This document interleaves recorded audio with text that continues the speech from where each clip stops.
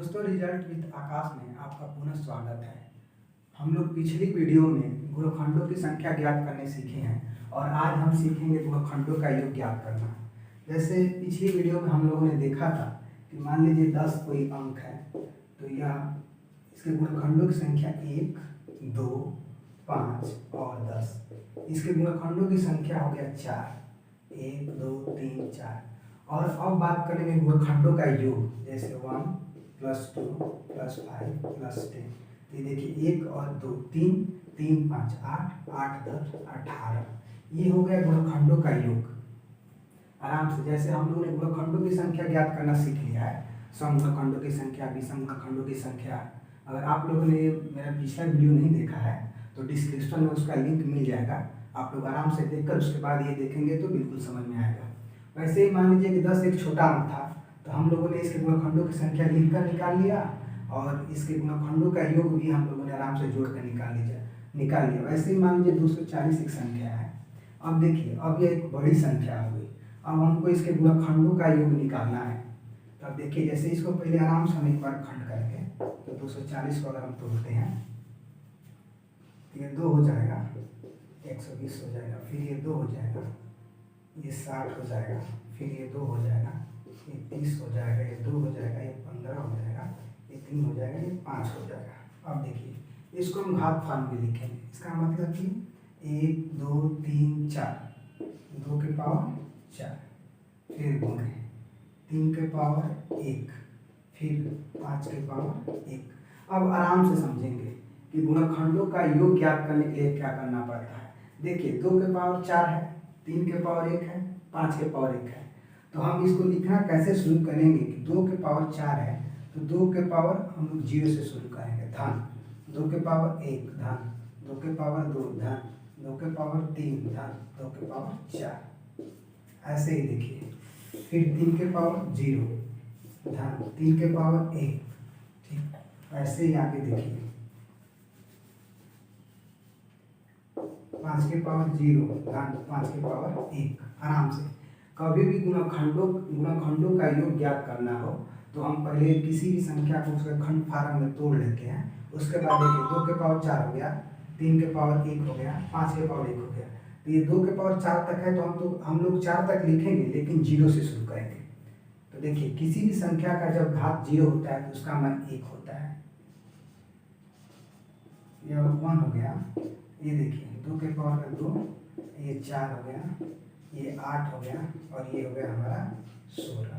ठीक, वैसे ही देखिए, 3 के पावर 0 का मान 1 हो जाएगा, और 3 के पावर 1 का मान 3। वैसे ही 5 के 0 का मान 1, और 5 के पावर 1 का मान 5। अब देखिए, 2, 1, 3, 3, 4, 7, 7, 8, 15, 15, 16, 31। ठीक, अब देखिए, इंटू 3, 1, 4, 5, 1, 6। अब देखिए, आराम से हम लोग गुना कराएंगे। ये कितना हो जाएगा, ये 4, ये 4 कितने हैं, 12। उसके बाद 6 से 6 चौक 24, 6 दिन का 12, 2 14, 6 1 7। ये हमारा हो गया गुणनखंडों का योग। अब देखिए, आराम से एक बार ऊपर से हम समझ लेते हैं। जैसे 10 एक छोटी संख्या थी, जिसमें इसके गुणनखंडों की संख्या 4 है। अब गुणनखंडों का योग, इसके गुणनखंडों को हम लोग जोड़ लिए, 1, 2, 5, 10 को जोड़े तो 18 मिल गया। ठीक, उसी प्रकार देखिए, जैसे 240 एक संख्या को लिए, तो अब ये बड़ी संख्या हो गई। इसके गुणनखंडों की संख्या हम लोग पिछली वीडियो में ज्ञात करना सीखे हैं। उसके बाद देखिए, अब इसको जब घात फॉर्म में तोड़ते हैं तो 2 के पावर 4, 3 के पावर 1, 5 के पावर 1 हो जाता है। तो इन गुणनखंडों का योग ज्ञात करने के लिए 2 के पावर 4 है, तो हम 2 के पावर 0 से शुरू करेंगे। 2 के पावर 0, 2 के पावर 1, 2 के पावर 2, ऐसे ऐसे कर कर उसके बाद फिर 3 के पावर 0 प्लस 3 के पावर 1 इंटू 5 के पावर 0 प्लस 5 के पावर 1। ये हम निकाले तो हमें गुणनखंडों की संख्या आ गया 744। अब इसी में हम आगे देखेंगे, ये कुल गुणनखंडों की संख्या हो गया। मतलब कि यह 10 के कुल गुणनखंड, 240 के कुल गुणनखंडों की संख्या है। वैसे ही यह 10 के कुल गुणनखंडों की संख्या है। जैसे हमने इसको निकाला, वैसे अगर हम चाहें तो 10 को भी चेक कर सकते हैं। जैसे 10 को अगर हम छोटे फॉर्म में तोड़ें, ये हो जाएगा 2 × 5, इसका मतलब है 2 के घात 5 के घात। उसके बाद देखिए आप शुरू करेंगे 2 के 0 धन 2 के 1, ठीक। अब उसके बाद देखिए इंटू 5 के 0 धन 5 के 1। अब इसको हम करेंगे तो यह हो जाएगा कितना 1 धन 2। उसके बाद देखिए 1 धन 5, ये 3 हो गया, 2 1 3 हो गया, ये 5 1 6 हो गया, तो 6 के 18। देखिए हमारे गुणनखंडों का योग, गुणनखंडों की संख्या का योग हमारा आ गया 18, ठीक। वैसे ही इसमें हम जब गुणनखंडों की संख्या ज्ञात करने सीखे थे तो उसमें हम सम गुणनखंडों की संख्या भी निकालें, विषम गुणनखंडों की संख्या भी निकालें, हम लोग सीखे थे। वैसे ही हम अब आगे सीखेंगे कि सम गुणनखंडों की संख्या कितनी होगी और विषम गुणनखंडों की संख्या कितनी होगी।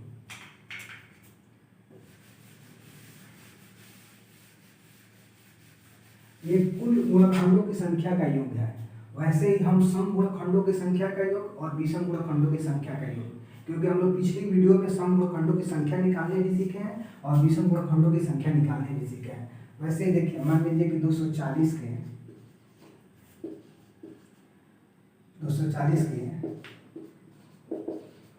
विषम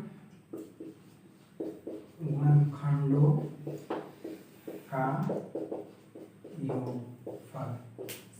अब देखिए जैसे ही इसको हम लोग तोड़े थे 240 है, तो 240 को हम घातफल में आराम से फिर एक बार तोड़ लेंगे ताकि आराम से हमको तोड़ने की आदत पड़ जाए। जैसे देखिए 120 हो गया, फिर 2 से तोड़े तो 60 हो गया, फिर 2 से तोड़े तो 30 हो गया, फिर 2 से 15, फिर 3, फिर 5।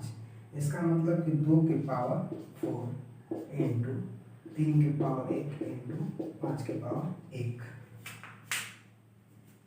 अब देखिए जब विषम गुणनखंडों का योगफल ज्ञात करने के लिए बोले तो हम लोग सम गुणनखंडों को छोड़ देंगे।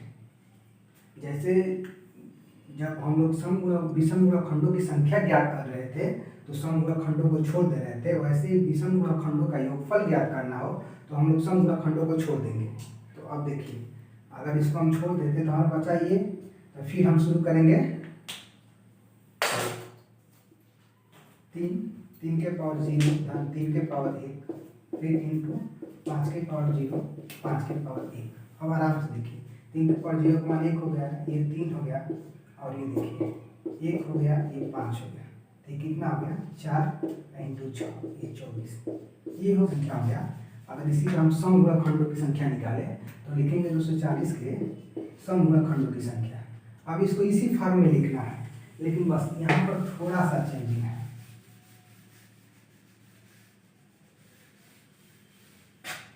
अब देखिए क्या है, जब कुल गुणनखंडों की संख्या हम लोग निकाल रहे थे तो 2 के पावर 0 से शुरू कर रहे थे, और जबकि सम गुणनखंडों का योगफल निकालेंगे, जैसे कुल गुणनखंडों का योगफल निकाल रहे थे तो हम लोग 2 के पावर 0 से शुरू कर रहे थे, और जब सम गुणनखंडों का योगफल निकालेंगे तो हम लोग 2 के पावर 1 से शुरू करेंगे।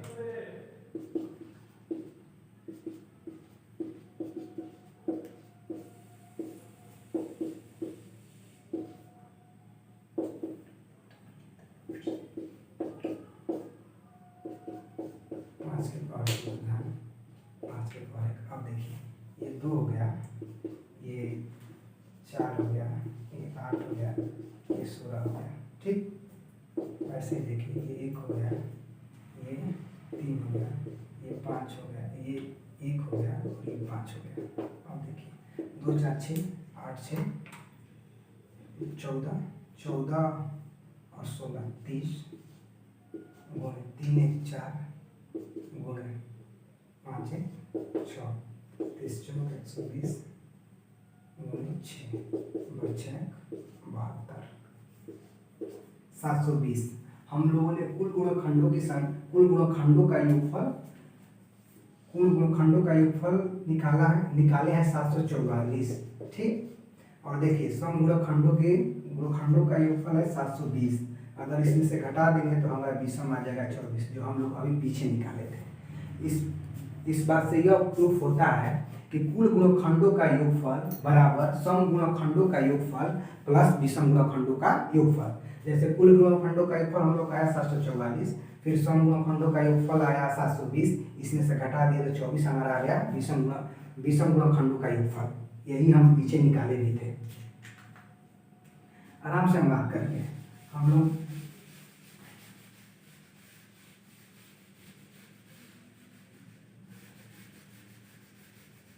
लोगों ने तीन चीज़ों पर बात किया। एक तो कुल गुणनखंडों का योगफल निकालने पर, फिर सम गुणनखंडों के योगफल निकालने पर, फिर विषम गुणनखंडों के योगफल निकालने पर।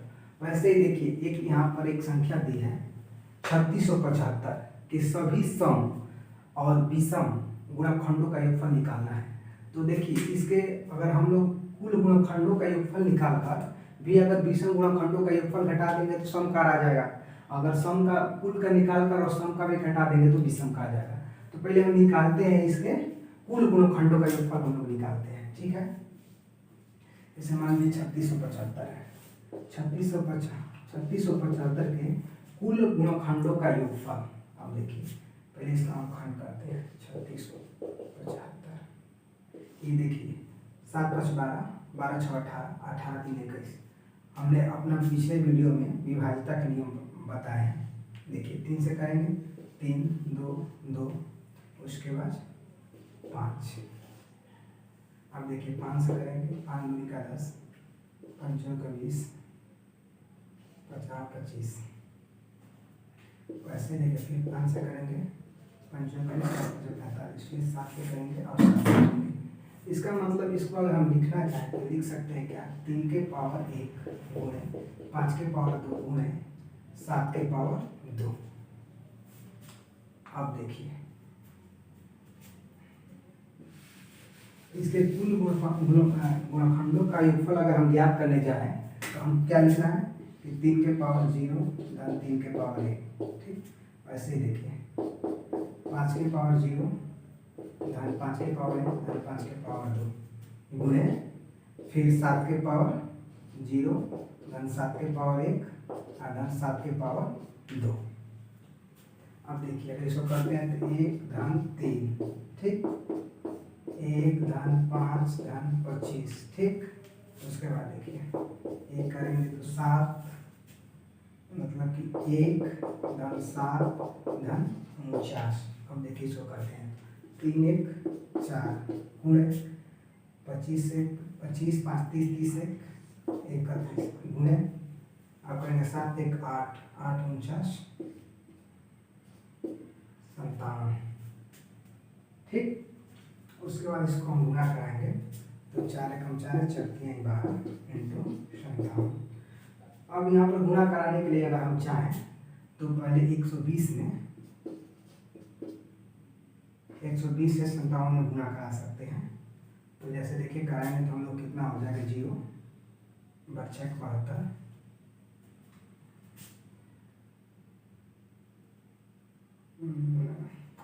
0 84 और 12 5 60 8 68। ये देखिए अब हमारे कोई 57 बचा है, फिर 4 बचा है। अगर हम 57 में फिर 4 से कराते हैं तो 7 चौक 28 5 चौक 20 2 22। इसका मतलब क्या हो गया हमारा,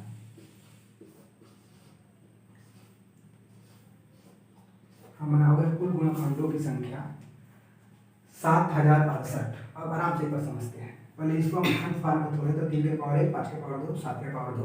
उसके बाद देखिए हम जब भी गुणनखंडों का योगफल निकालना होता है तो पहले 0 से शुरू करते हैं। 0 1 तो 1 3 हो गया, फिर 0 1 2 तो 1 5 25 हो गया, 1 7 49 हो गया।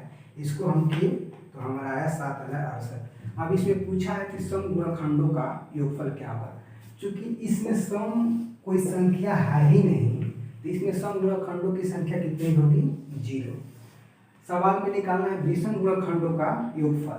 तो चूंकि जो आया है वो विषम गुणनखंडों का योगफल है, क्योंकि टोटल विषम संख्या ही है। आराम से एक सवाल और हम लोग देखेंगे, उसके बाद ये टॉपिक हम लोग का बिल्कुल क्लियर हो जाएगा। अगर कहीं पर डाउट बचता है तो एक बार इसे पुनः आप देखिए आराम से, यह बिल्कुल स्पष्ट हो जाएगा। एक सवाल यहाँ पर हम लिखे हैं कि 544 गुणनखंडों का योग ज्ञात करो जिसमें एक और 544 शामिल न हो। बोला है कि 544 गुणनखंडों का योगफल ज्ञात करना है। पहले हम 544 को तोड़ते हैं, कुल गुणनखंडों का योगफल हम निकालते हैं, ठीक। तो 2 से तोड़ेंगे तो ये 2 हो गया, 7 हो गया, 2 हो गया, फिर 2 से तोड़ेंगे तो ये 1 हो गया, उसके बाद ये 3 हो गया, ये 6 हो गया, फिर 2 से तोड़ते हैं तो ये 6 हो गया, और उसके बाद ये 8 हो गया, फिर 2 से तोड़ते हैं तो ये 3 हो गया, ये 4 हो गया, फिर 2 से तोड़ते हैं तो ये 17 हो गया, फिर ये 17 को हम छोड़ देते हैं, 17 को हम छोड़ देते हैं। अब देखिए 2 1 2 3 4 5, ये हो गया 2 की पावर 5 गुणे 17 के पावर 1। पहले हम कुल गुणनखंडों का योगफल निकालते हैं। अब देखिए कुल गुणनखंडों का योगफल निकालने के लिए हम लोग क्या करना है कि 2 के पावर 0 से शुरू करना है। 2 के पावर 0 धन 2 के पावर 1 धन 2 के पावर 2 धन 2 के पावर 3 धन 2 के पावर 4 धन 2 के पावर 5 इंटू 17 के पावर 0 धन 17 के पावर 1। अब देखिए ये 1 हो गया, या 2 हो गया, या 4 हो गया, या 8 हो गया, या 16 हो गया, या 32 हो गया। ठीक, वैसे ही देखिए यह 1 हो गया और यह 17 हो गया। अब देखिए 2 1 3 3 4 7 8 7 15 15 16 31 31 और 32, ये हो गया हम लोग का 63 इंटू 17 1 18,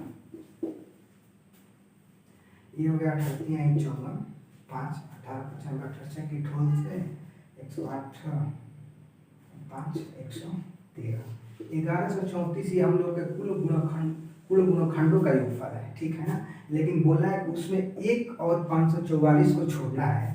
अगर 1 और 544 को छोड़ देंगे इसका मतलब कि हम लोग का 1 + 544 इसमें निकालना है, क्योंकि इसका गुणनखंडों को अगर हम लिखने जाएंगे गुणनखंडों को उसमें 1 भी आएगा और 544 भी आएगा।